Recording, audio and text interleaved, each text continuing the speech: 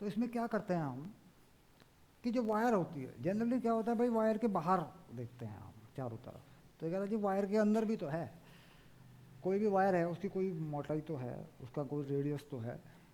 तो उसके अंदर क्या है कि करंट एक तरीके से डिस्ट्रीब्यूटेड है, इलेक्ट्रॉन का फ्लो उसमें डिस्ट्रीब्यूटेड है। तो जैसे जैसे इलेक्ट्रॉन का फ्लो बढ़ता जाएगा बाउंड्री के अंदर, कहाँ तक बढ़ेगा, जहाँ तक वो तार, जहाँ तक वो वायर है। मान लो ये वायर है, देखो है, ये वायर है, ओके।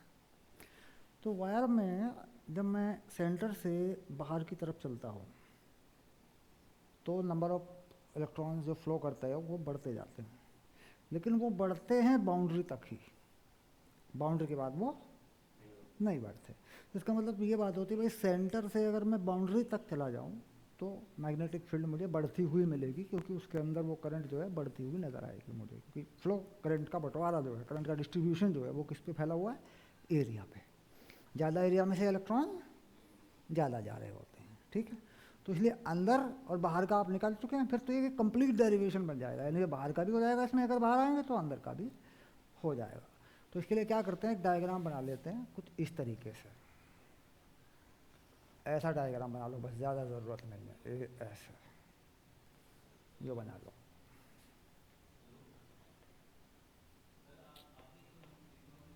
ये वाला, तो ये तुम्हारी वायर हो गई।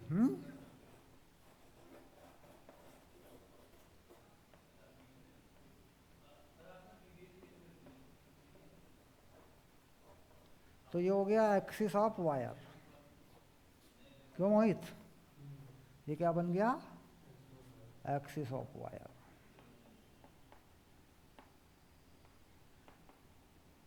तो यहाँ पर टोटल करंट, यानी सारी ही करंट जो इसमें जा रही है उसको क्या कहेंगे, आई नॉट, और डायरेक्शन उसकी इस तरफ को मान सकते हैं। तो टोटल करंट इन वायर,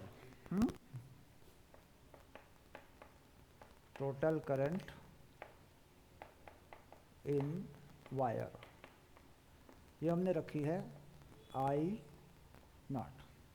अब अगर रेडियस ऑफ वायर, यानी जो वायर का रेडियस है, यहाँ अगर मैं उसे दिखा दूँ ऐसे, तो उसको मैं कह रहा हूँ वो ए है। तो रेडियस ऑफ वायर, ये मैंने कर दिया ए, ठीक। अब consider a point P inside the wire at a distance R from the axis. क्या करें, consider a point P inside wire at a distance r, r से बड़ा है a या इसके इक्वल हो जाए, लेकिन ये कंडीशन लागू रहनी चाहिए, फ्रॉम द एक्सिस, एक्सिस से ये हमें बनाना होता है, ठीक है। तो कुछ इस तरीके से एक अलग तार, एक अलग वायर मुझे दिखाई देगा। अगर मान लीजिए मैं यहाँ पे कुछ ऐसे करके ये कहानी बना दूँ ऐसे करके यूँ, क्यों मोहित, और ये वाली जो डिस्टेंस है, ये वाली, ये इसे क्या बना दूँ, इसे इसे बना दूँ आर, यानी ये जो सर्कल छोटा सा कटा है ये क्या है, आर वाला है।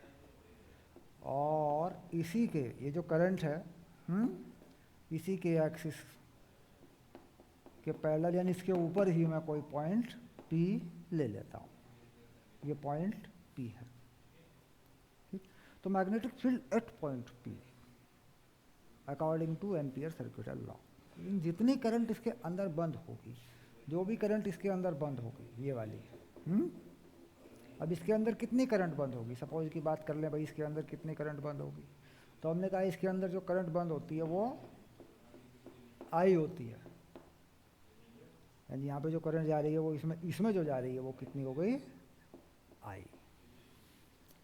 तो जो P पर मैग्नेटिक फील्ड होगा, करंट के चारों तरफ जो मैग्नेटिक फील्ड घूमता है, तो पी पर भी चक्कर मारेगा, तो इस पूरे के ही चक्कर राउंड मारेगा वो, तो चारों तरफ ही घूमेगा इसके। तो हम क्या आ गए, पी पे आ गए, यानी इस तार के बिल्कुल सरफेस पे आ चुके। यानी इस तार के छोटे वाला जो तार अंदर हमने बनाया है, इसके अंदर की करंट को ही हम यूज़ करेंगे, बाहर वाली करंट को यूज़ नहीं करेंगे। ठीक है, तो हम apply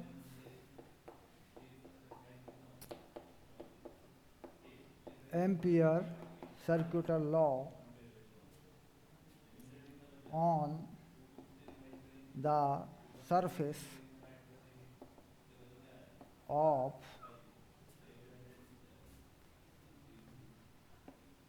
cylinder of radius r, using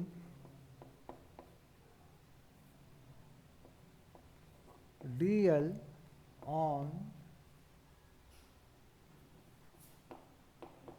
this cylinder या cylindrical surface।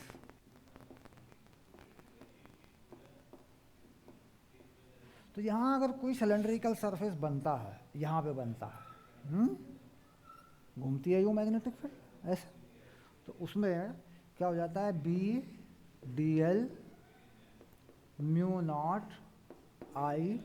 तो जो B का dl होता है यहाँ पे वो 2 पाई r हो जाता है और म्यू नॉट I हो जाती है। क्योंकि यहाँ वाला जो यहाँ वाला मामला, बस यहाँ वाला मामला, तो यहाँ पे करंट I है, I नॉट नहीं है। क्लियर? तो करंट I जो होगा वो कितना होगा, तो यहाँ पे क्या करते हैं, बहुत सिंपली यूनिटरी मेथड लगा देते हैं अपना। यानी कि जब पाई ए स्क्वायर एरिया है तो कितनी करंट है विकास, आई नॉट। जब 1 एरिया है तो कितनी करंट है, I naught by pi A square. और जब एरिया पाई आर स्क्वायर है तो कितनी करंट है, I naught pi R square by pi A square. Pi हट गया तो ये करंट आ गई I naught R square A square. यानी ये वो करंट है जिसको मैं आई कह रहा हूँ यहाँ।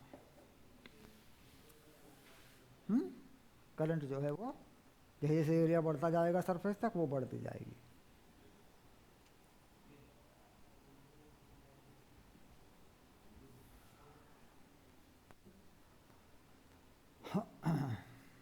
तो बस यहाँ से आगे मुझे वो जो आई वहाँ मैंने रखा वो यहाँ डाल देना होता है। ठीक है, तो यानी ये 2 पाई आर को फिर उधर कर देना होता है। तो यहाँ से आगे मैं कुछ इधर आ जाता हूँ। तो बी जो मुझे मिल रहा है पी पॉइंट पे, ये पॉइंट पी पे मुझे जो बी मिल रहा है, यानी इसके चारों तरफ जो मैग्नेटिक फील्ड यूँ घूम रहा है सरफेस में, वो कितना हो गया, म्यू नॉट आई का वैल्यू डालें, I naught R square upon A square,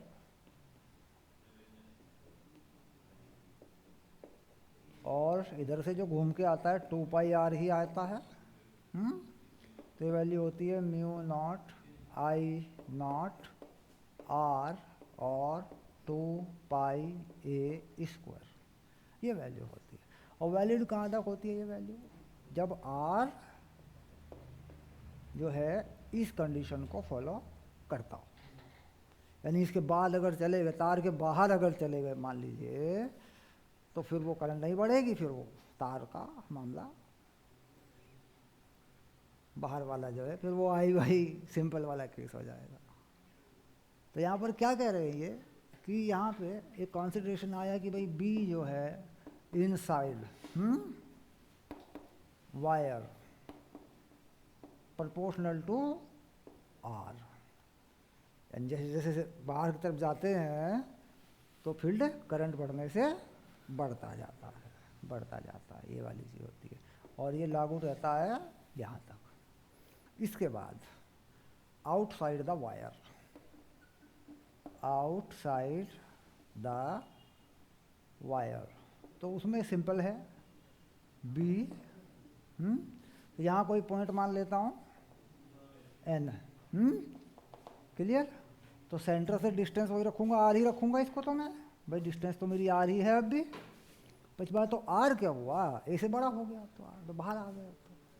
तो बी डी एल, तो यहाँ म्यू नॉट आई नॉट, अब तो पूरी करंट है। अब तो ये तार क्या हो गया, पतला तार दिखेगा मुझे, अब तो तार के चारों तरफ घूम रहा हूँ मैं, तार के अंदर तो हूँ नहीं मैं।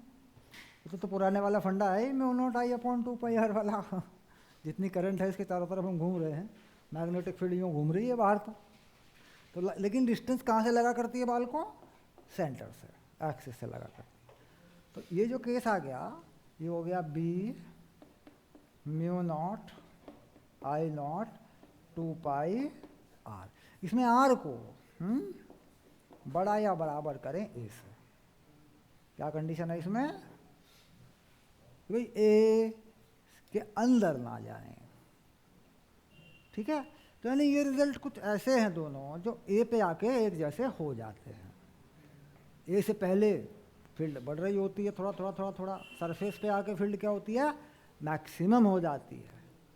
सरफेस से दूर जाने पे क्या होता है, करंट तो बढ़ती नहीं है, दूरी बढ़ती है, डिस्टेंस बढ़ता रहता है, तो फील्ड फिर घटती रहती है। तो यहाँ पर जो फील्ड है वो कैसी है, वो है B inversely proportional to R, ऐसी हो जाती है। क्लियर। अब ग्राफिकल रिप्रेजेंटेशन कैसे करते हैं,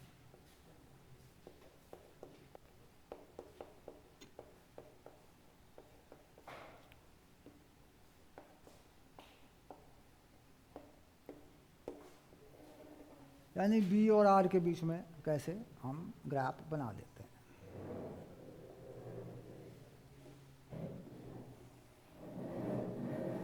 तो ये मान लीजिए हो जाएगा हमारा आर और ये हो जाएगा हमारा मैग्नेटिक फील्ड।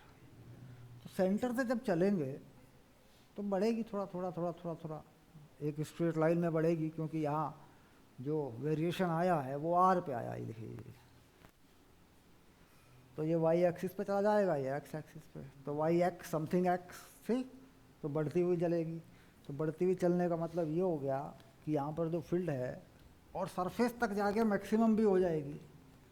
तो यहाँ पर जाने के बाद मान लो मैं चला जाऊँ यहाँ, ये जो डिस्टेंस है ये वाली, ये मैं ए पे चला जाऊँ ऐसे, तो विकास यहाँ तक तो बढ़ेगी ऐसे,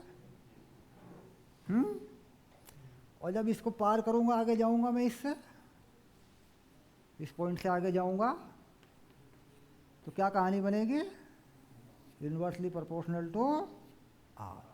यानी ये क्या है, बी प्रोपोर्शनल टू आर और ये B inversely proportional to R. Clear. और मैक्सिमम जो फील्ड है बच्चों, ये मैक्सिमम फील्ड है। यहाँ सरफेस पे जो बनी है वो कितनी बनी है, वो बनी है बी मैक्स। यहाँ पर जो बी मैक्स है, तो बी मैक्स का वैल्यू क्या है, सरफेस पे मैक्सिमम है। तो यहाँ पे क्या करते हैं, आर की जगह पे ए डाल देते हैं कहीं पे भी, तो ये हो जाती है म्यू नॉट आई नॉट 2 पाई ए, ठीक।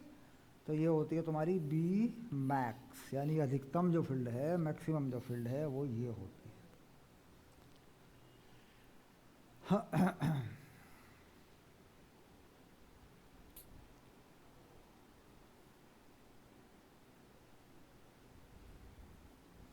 क्लियर हो रहा है, कोई दिक्कत तो नहीं, टीशा समझ में आ गया होगा ये तो, क्योंकि इसमें तो ampere circuital law mu naught I D L वाला फंडा लगा के यार अपना कर दिया।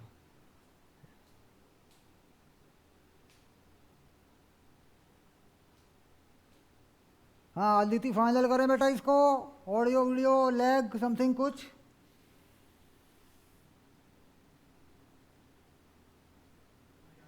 समझ आ रहा है। लेकिन ये देखिए कि ऑडियो वीडियो लैग तो नहीं हो रही है, आवाज़ साफ आ रही है आपको।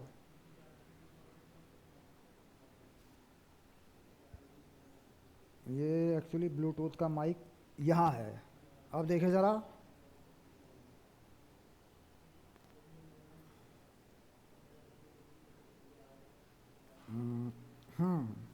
ब्लूटूथ साउंड को ओके कर देता हूँ। देखो अब और बढ़िया आवाज़ आ जाएगी ब्लूटूथ वाली ना, क्योंकि ब्लूटूथ पे कनेक्ट कर रखा है मैंने ताकि,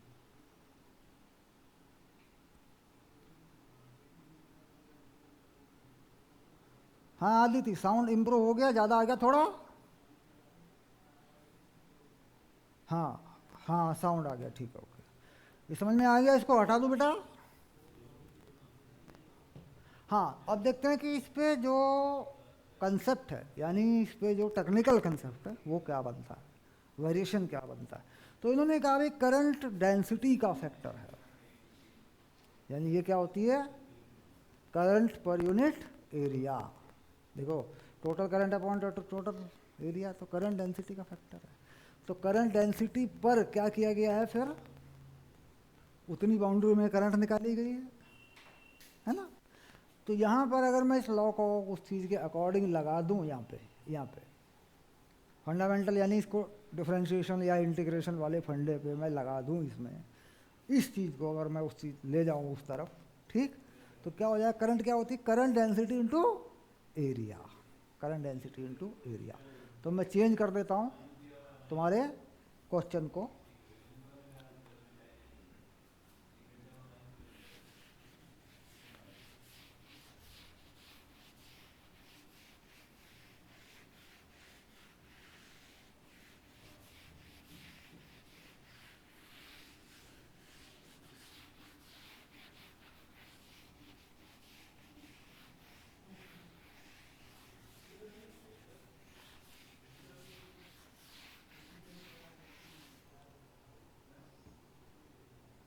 तो उन्होंने कहा करंट डेंसिटी, बेटा ये एक एग्जाम्पल है,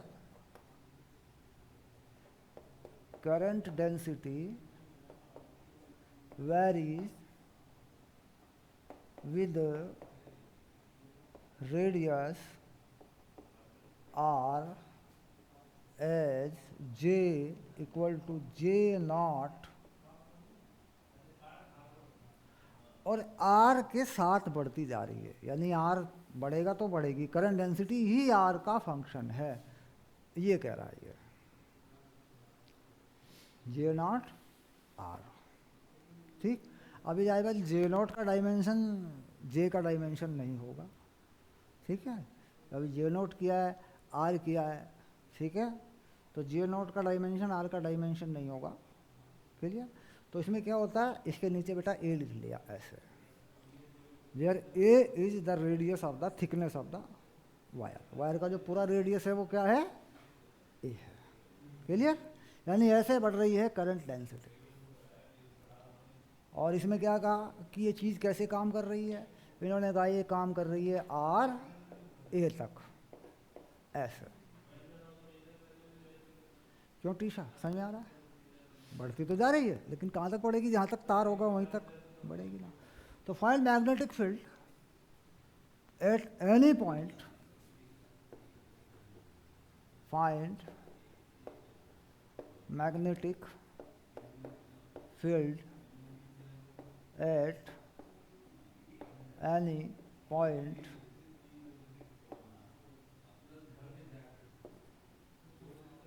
inside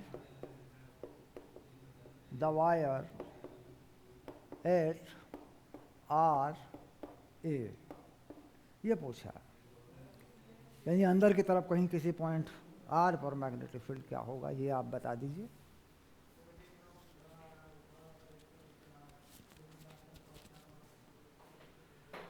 तो यहाँ पर बहुत सिंपल सी बात है कि इस लॉ का जो फंडामेंटल फॉर्म है बेटा वो निकाला जाता है। तो इस लॉ को फंडामेंटली कैसे लिखा जाता है ये जरा देख लेते हैं। तो B डॉट डी एल, ये बाद की बात है, इसका डीएल जब घूमेगा 2πr पे, ये बाद की बात है। पहले क्या करते हैं, वो करंट निकाला करते हैं बेटा, म्यू नॉट और वो डी आई, जितना करंट उसके अंदर बंद है वो निकाला करते हैं। तो ये 0 से R तक निकालना है तुम्हें, 0 से R तक निकालना है। और जो डी आई होता है बेटा वो क्या होता, J D A mu naught R0, जो डेंसिटी दी है वो, और कुछ जो एरिया तुम लोगे वो, जितना भी तुम एरिया लोगे वो वाला एरिया, ठीक। अब एरिया कैसे लिया जाता है, एरिया को लेने का तरीका मैं बताता हूँ। मान लीजिए यहाँ आपने कोई छोटा सा डी आर ले लिया, ऐसे, ये क्या है, डी आर। तो लेंथ कितनी है, 2πr, और कितनी मोटाई है, थिकनेस है, इस रेक्टेंगल की पट्टी को खोल दूँ तो डी आर। 2πr, मोटाई कितनी, डी आर, तो खोल दूँ तो क्या बनेगा, 2πr डी आर। तो यानी एरिया जो लिया जाता है ये कितना लिया जाता है, 2πr डी आर। तो म्यू नॉट 0r जे, बेटा जे डालो यहाँ से, ये क्या जे था तुम्हारा, ये था जे नॉट बाई ए आर, और डी हो गया 2πr डी आर। ये तुम्हारी बात बनी। ऐसे। तो इसमें जो करंट बंद है वो निकल रही है, ये करंट बंद जो है ये निकल रही है, और उधर से कुछ भी, इधर भी कुछ नहीं हो रहा है, क्योंकि वो तो पेरीफेरी पे घूमने वाला डीएल है, वो तो वो है जो 2πr पे घूम ही जाएगा। पहले करंट बंद है, वो कितनी निकल जाए एक बार। तो इसे आगे बढ़ा लें यहाँ से, न्यू नॉट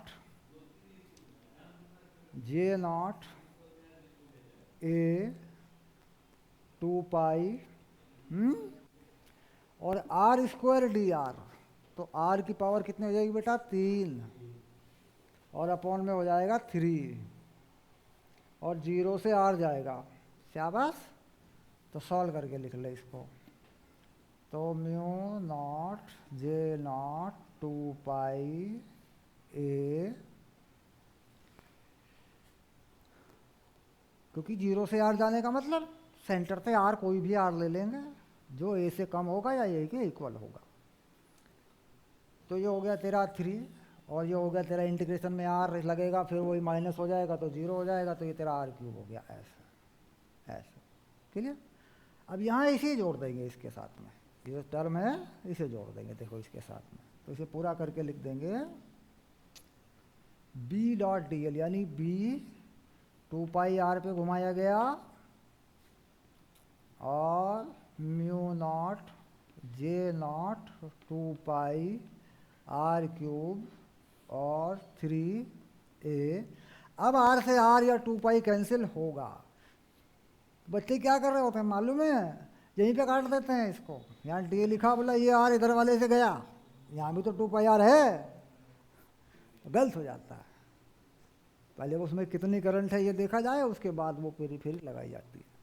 ये गोस थ्योरम में भी गलती होती है, गोस थ्योरम में भी गलती ऐसी करते हैं बच्चे। अब ये आर भी कट जाएगा, अब ये जो है बी आ जाएगा तुम्हारा म्यू नॉट जे नॉट 2π चला गया आर स्क्वायर, और अपॉन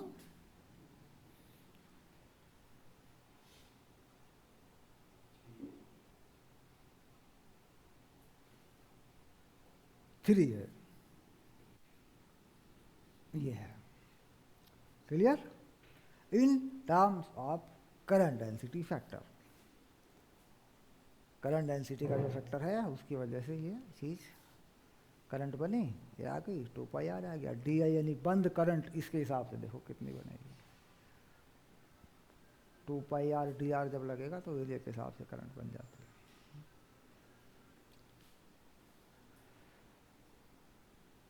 तो ये जो मैग्नेटिक फील्ड है ये प्रोपोर्शनल टू आर स्क्वायर है, अपॉन में 3 इंटीग्रेशन का फैक्टर है। और अगर वहाँ कांस्टेंट था तो वहाँ क्या था, यहाँ पे आर था, वहाँ पे क्या था, आर था।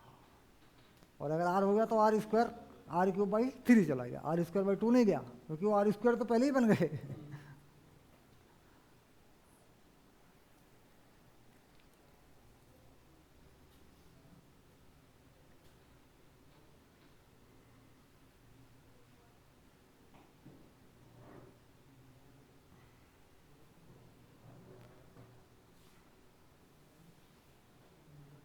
हाँ आदित्य, क्लियर हुआ ये कंसेप्ट।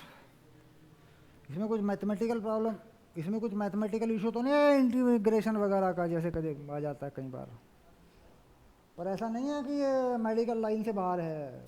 इस बार नीट के पेपर में बढ़िया धोया है नीट वालों ने, पकड़ पकड़ के कहीं भी जो है कहीं डिफरेंशिएशन लगाया जा रहा है तो लगा दो, इंटीग्रेशन लगाया जा रहा है तो लगा दो, लेकिन पेपर सॉल्व कर दो। 4-5 क्वेश्चन तो अभी भी ऐसे पड़े जिनके सॉल्यूशन ही लोगों ने गलत कर रखे हैं। हाँ बेटा आगे चलें तो ये तो निमट गया मामला, ये मामला निमट गया। फोर्स पे चलेंगे, यानी जो फोर्स लगा करती है, मैग्नेटिक फोर्स जो लगा करती है मूविंग चार्ज के ऊपर, उस पर चलेंगे। ठीक है, आगे बढ़ें, चलिए।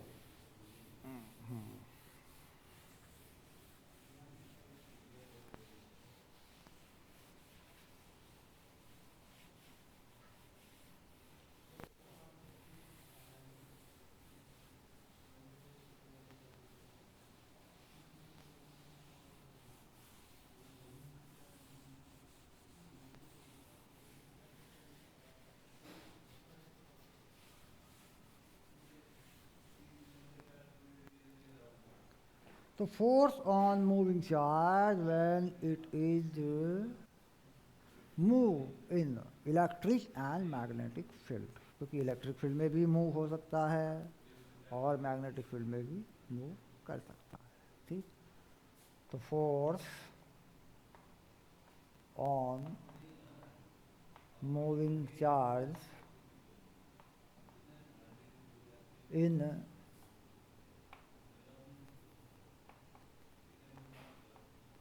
magnetic and electric field.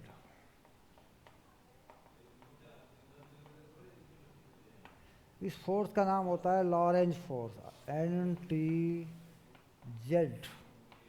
Force, ये साइंटिस्ट का नाम है। तो ये फोर्स डिफाइन हो जाती है बेटा F। तो इलेक्ट्रिक फोर्स का तुम्हें मालूम है वो Q ही होती है, और मैग्नेटिक फोर्स का होता है QV क्रॉस B। ये मैग्नेटिक फोर्स होता है, क्रॉस प्रोडक्ट में होता है, यानी ये V और B दोनों के परपेंडिकुलर होता है। और V के अगर परपेंडिकुलर कोई फोर्स बनती है, वेलोसिटी के परपेंडिकुलर अगर कोई फोर्स बनती है, तो वो बन जाया करती है सेंट्रीपिटल फोर्स। क्यों बेटा आदित्य? अगर किसी कोई वेलोसिटी के परपेंडिकुलर कोई फोर्स बनती है तो कौन सी फोर्स बन जाती है? सेंट्रीपिटल फोर्स, यानी वो घुमाने की कोशिश करती है सर्कल के ऊपर। और इलेक्ट्रिक फोर्स किधर लगती है? जिस डायरेक्शन में इलेक्ट्रिक फील्ड होता है उधर ही लगती है ये फोर्स।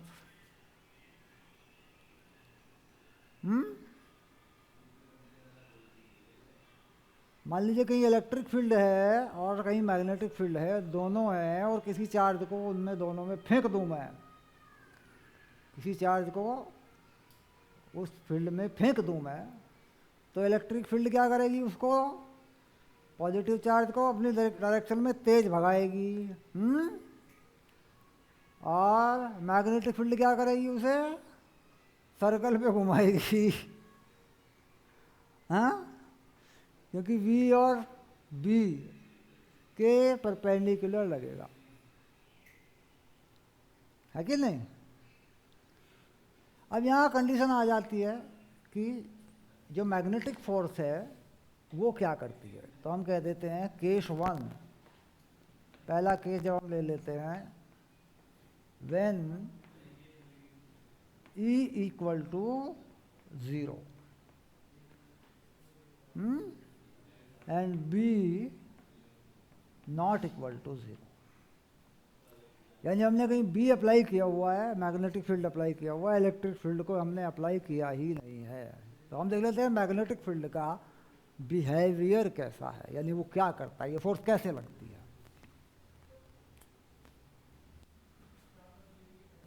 तो ये हम देख रहे हैं कि V क्रॉस B, यानी V से B की तरफ जाने वाला एंगल।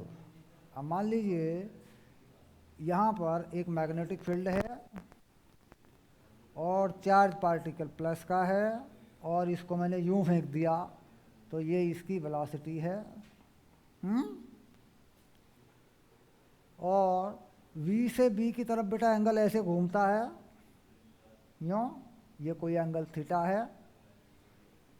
तो जब यहाँ रखेंगे डायरेक्शन पे right hand thumb rule cross B वाला, तो यूं घुमाएंगे एंगल की तरफ B, तो फोर्स कहाँ लगेगी? बोर्ड में अंदर की तरफ। हाँ, तो V से B की तरफ घुमाया करते हैं। V क्रॉस B में क्या करते हैं? V से B की तरफ घुमाया करते हैं। तो यहाँ पर हम सबसे पहले ये कर लेते हैं, पहली कंडीशन में इसमें एक केस बना लेते हैं कि हमारा केस जो पहला केस है वो है कि जब V परपेंडिकुलर टू B है,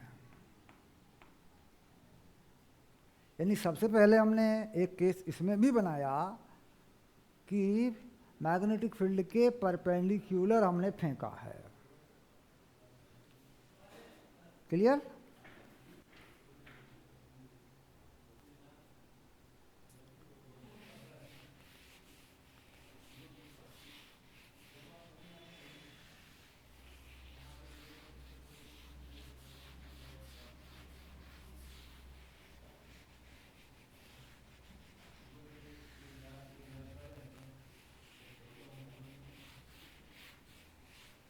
तो मैग्नेटिक फील्ड का जो इंडिकेटर है वो बाहर की तरफ करे या अंदर की तरफ करे into the plane of paper, तो मैग्नेटिक फील्ड का इंडिकेटर पहले देते हैं बेटा।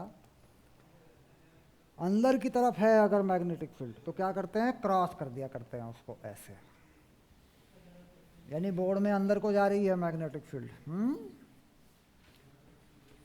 और बाहर को आ रही होती है तो डॉट करके यूँ कर देते हैं उसको। क्लियर? बाहर को आ रही होती है, ये दिखाने का तरीका होता है, एक सिंबॉलिक होता है।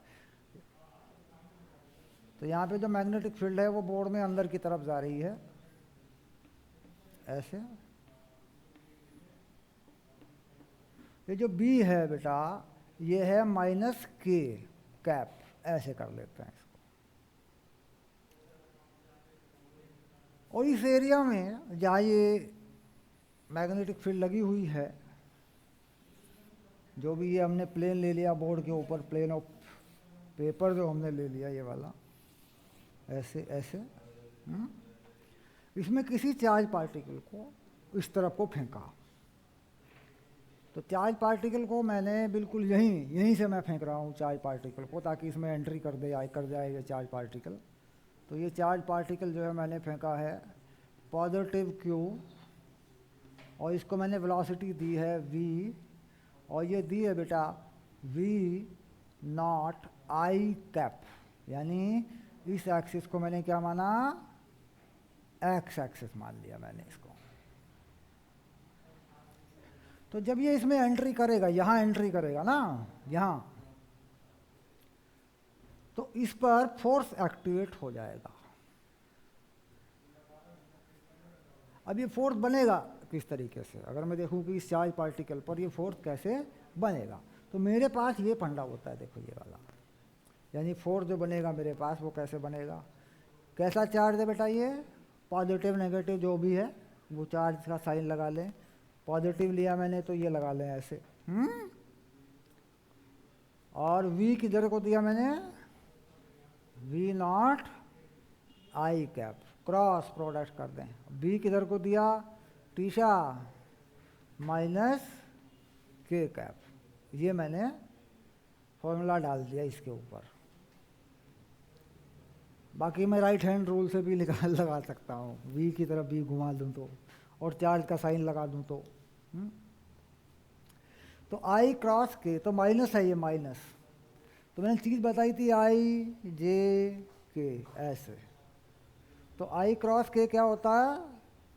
माइनस J, तो माइनस J, एक माइनस ये भी पड़ा है तो J हो गया ये, Q V नॉट B, और ये हो गया J कैप। क्यों विकास? माइनस तो एक पहले से भी है, और I क्रॉस K होता क्या है? I क्रॉस K में तो उल्टा घूमता है ना, तो I cross K minus J होता है। तो माइनस पहले से भी पड़ा है एक, तो प्लस का ही J हो गया ये तो यानी ये चार्ज पार्टिकल क्या करेगा? Y एक्सिस मान लीजिए ऊपर की तरफ है, ये तो होता ही है, हम ले ही लेते हैं भाई, Z बाहर है, तो ये चार्ज पार्टिकल बेटा यूँ घूम जाएगा सर्कल के ऊपर, यूँ ऐसे। क्लियर? अब हो सकता है ये इसी में घूमता रहे, हो सकता है ये बाहर आ जाए, ये सर इसी में घूमता रहे, हो सकता है बाहर आ जाए, क्योंकि ये भी तो है भाई मैं इसमें मैं एरिया बढ़ा दूँ इसको, मैं किसको यहाँ बड़ा कर दूँ, इस चीज़ को फील्ड को बड़ा कर दूँ। हम्म? तो कुल मिला के ये जो चीज़ बनी, ये क्या बनी, ये सर्कल बन गया। सर्कल ऐसे एक सर्कल पे घूमेगा। अब यहाँ भी मैं बढ़ा दूँ, इस एरिया को बढ़ा देता हूँ मैं, देखो मैं कह रहा हूँ कि मैग्नेटिक फील्ड का एरिया मैंने बढ़ा दिया, क्लियर, और चार्ज पार्टिकल को फेंक दिया मैंने, कहीं से फेंका होगा मैंने, तो मैंने कहा कि ये तो साहब ये स्थिति हो गई है, ये स्थिति हो गई है ऐसे, ठीक, ऐसा कर दिया मैंने इसको। ठीक? तो कुल मिला के क्या करेगा, तो सर्कल पे ही घूम रहा है, और क्या घूम रहा है ये भाई। अगर मैं पार्सली कह रहा हूँ कि या तो पूरा ही घूमे या पूरा बाहर आ जाए, आधा घूम के बाहर आ जाए, ये भी तो हो सकता है, या पूरा ही घूमे, तो कुल मिला के बात यह है कि ट्रैक कैसा हो गया, सर्कुलर हो गया ट्रैक, रास्ता कैसा हो गया, सर्कुलर हो गया। तो सर्कुलर हो गया तो सर्कल का एक रेडियस बना, एक सेंटर बना, और उसका सेंटर का जो रेडियस है वो क्या बना, ये। तो यहाँ बैलेंस क्या होता है, पॉइंट बैलेंस होता है ये वाली फोर्स। अब ये फोर्स मान लीजिए लगी हुई है, जहाँ यहाँ चेक किया था मैंने जे की तरफ, यहाँ चेक करूँगा तो इस तरफ आ जाएगी, यहाँ चेक करूँगा तो इस तरफ आ जाएगी, यहाँ चेक करूँगा तो इस तरफ आ जाएगी, यहाँ चेक करूँगा तो इस तरफ आ जाएगी, but that will be balance. अब चार्ज पार्टिकल में, चार्ज पार्टिकल का चार्ज क्या लिया मैंने, Q, और मास ले लिया m, और स्पीड जिससे मैंने फेंका था वो स्पीड v0 वेलोसिटी बन गई। तो सर्कल पे घुमाने के लिए ज़रूरी फोर्स क्या है, सर्कल पे घुमाने के लिए किस फोर्स की ज़रूरत पड़ती है, उसे बोलते हैं सेंट्रीपिटल फोर्स। तो ये सेंट्रीपिटल फोर्स बन जाएगी अपने आप, सर्कल तय करेगा वो अपने आप। तो दिस फोर्स क्या हो जाएगी, सेंट्रीपिटल फोर्स बन जाएगी अपने आप, ये क्लियर। तो सेंट्रीपिटल फोर्स बन जाएगी, तो सेंट्रीपिटल फोर्स को बना लेते हैं, यानी ये फोर्स बन जाएगी Q V0 B M V0 square by R, जहाँ M is the mass of the particle, M is the mass of the particle,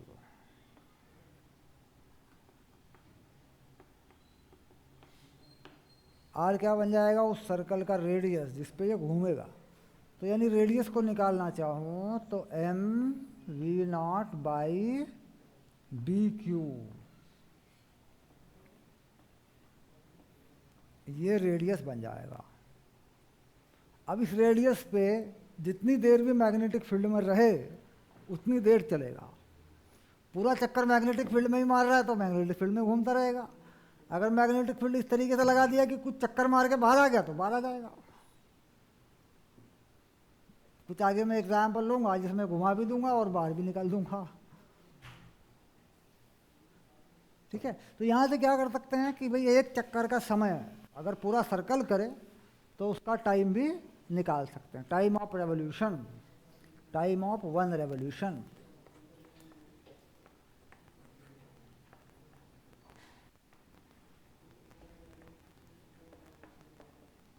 तो टाइम पीरियड क्या होता है बेटा, 2πr बाई वी नॉट हो गया, देखो ये देखो। तो 2πr, तो r का वैल्यू तो ये रहा, m v0 2π bq और नीचे v0, ये कट गया देखो। तो यहाँ बहुत ध्यान देने की बात है कि टाइम ऑफ रेवोल्यूशन में स्पीड नहीं आई, 2πm अपॉन bq। तो अगर ये पूछ लिया जाए कि मैग्नेटिक फील्ड में फेंके गए चार्ज पार्टिकल का समय, एक चक्कर का समय जो होता है टाइम, क्या वो उसकी स्पीड पे डिपेंड करता है क्या, नहीं करता।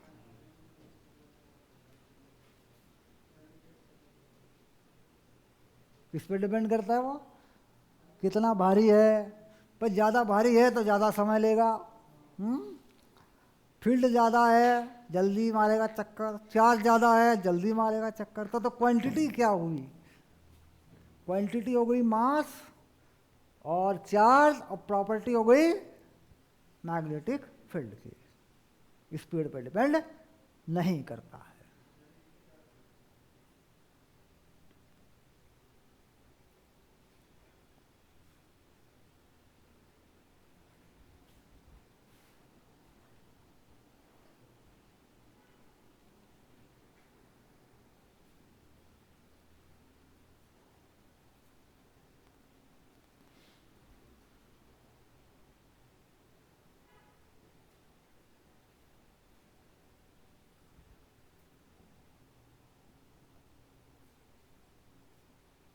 तो ये सारी बातें ठीक हैं, और ये डायग्राम, ये फॉर्मूला भी ठीक है। अभी तो इसी कंडीशन में चल रहे हैं कि भाई सेंट्रीपिटली फोर्स काम करेगा, तो उस पर एक सवाल, एक एग्जाम्पल ले लेते हैं।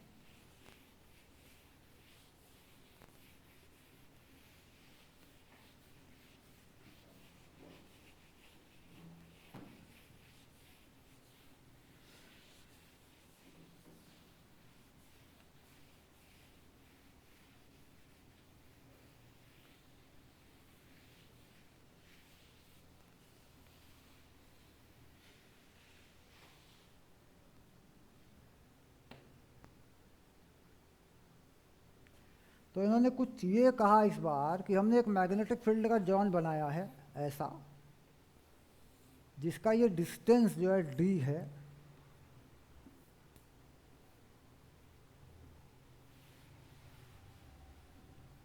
ऐसे,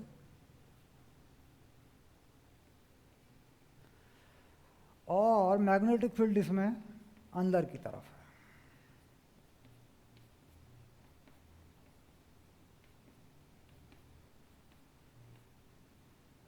ये बी है इसका। चार्ज पार्टिकल को हम फेंक रहे हैं इस तरफ ऐसे, यूँ एक्स एक्सिस पे पहले की तरह। चार्ज क्यू और मास एम है, और ये जो स्पीड है ये मालूम नहीं है, ठीक। तो इन्होंने ये कहा है find the value of V, find the value of V such that the particle does not comes out from the magnetic field zone, magnetic field zone। Magnetic field का जो जॉन है उससे बाहर ना आए, उसी में घुस जाए, सर्कल उसी में घूमता रहे। तो ऐसा करने के लिए क्या करना पड़ेगा? ऐसा करने के लिए सर्कल पूरा करना पड़ेगा उस फील्ड के अंदर ही। तो यानी कि अगर ये ऐसे जाए और ऐसे घूम जाए तो मुझे एक सर्कल यहीं पे पूरा करना पड़ेगा बेटा, ये सर्कल मुझे यहीं पूरा करना पड़ेगा। तो सर्कल का जो रेडियस होगा मेरा वो d/2 होना चाहिए, क्योंकि जो मेरा रीजन है वो कितना है, पूरा d पर है। यानी जो d है r/2 से बड़ा ही होना चाहिए। क्लियर? तो इस केस में मैं क्या करता हूँ कि जो r है वो क्या होता है, mv/bq। तो यहाँ डाल देता हूँ इसको d/2, बट d/2 हो तो बाहर नहीं आएगा। और ये हो गया mv/bq। तो v जो मुझे मिला वो मिला dbq/2m। क्लियर? ये मुझे मिल गया। क्यों?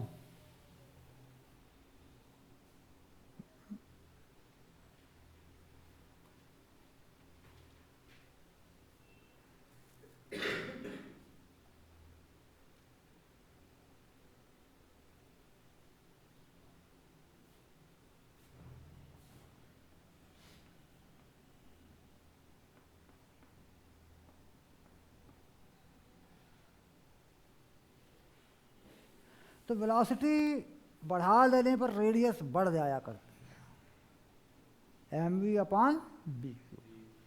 तो मुझे क्या करना है, वेलोसिटी इससे कम रखनी है। वेलोसिटी क्या करनी है मुझे, इससे कम रखनी है। यानी मैं वेलोसिटी को इससे कम रखूं तो बेहतर है, यानी मैं ऐसा कर दूं तो बेहतर है, क्योंकि रेडियस अगर बढ़ गई तो बाहर आ जाएगा। और M V upon V Q, radius क्या होती है, वी के प्रोपोर्शनल होती है, तो मैं इससे कम रखूं तो घूम जाएगा अंदर ही। क्लियर? और इक्वल कर दूं तो भी चलेगा, आंसर है मेरा, कोई प्रॉब्लम नहीं है। आदित्य कंसेप्ट समझ में आया? ओके बेटा।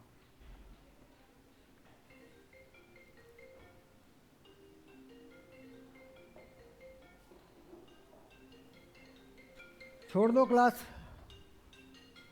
लगातार 50 मिनट की रनिंग होती है क्लास की बेटा, छोड़ दो। ज़्यादा दिमाग में डालोगे तो खिचड़ी पक जाएगी। हाँ, ज़्यादा दिमाग में डालोगे खिचड़ी पक जाएगी। ओके।